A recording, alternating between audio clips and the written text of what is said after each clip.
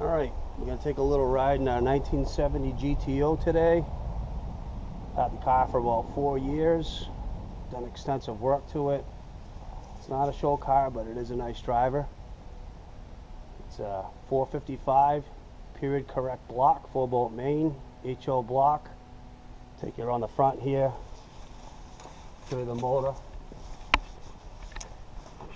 It's got 1970 number 13 GTO heads on it, which are 400 on a 455 block. The block has been bored over 30, so it's 462 cubic inches.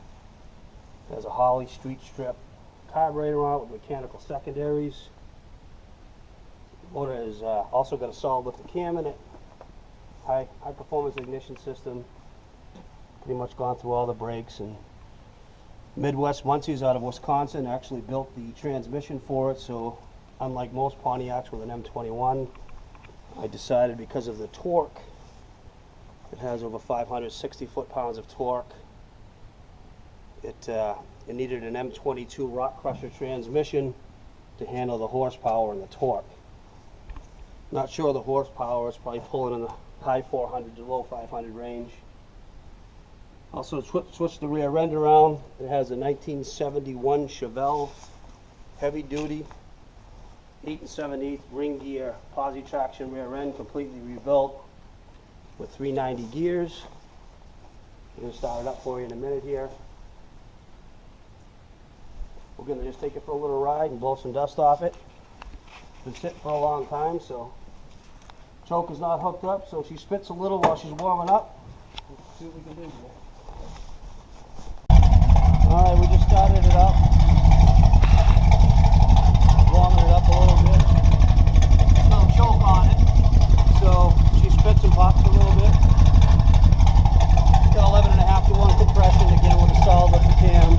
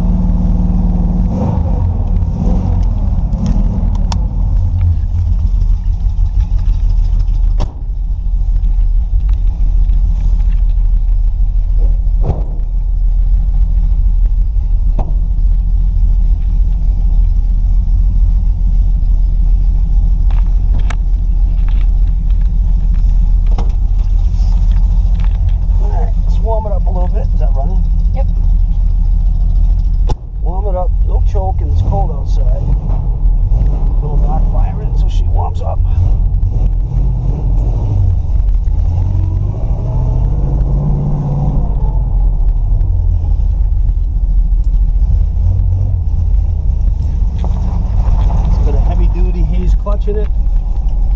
Also has a high performance billet flywheel, custom cut drive shaft.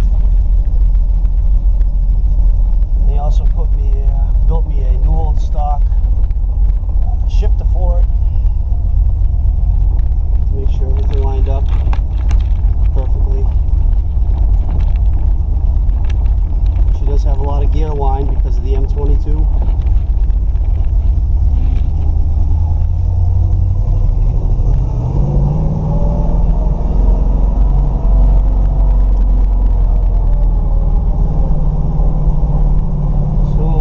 Down the old country road and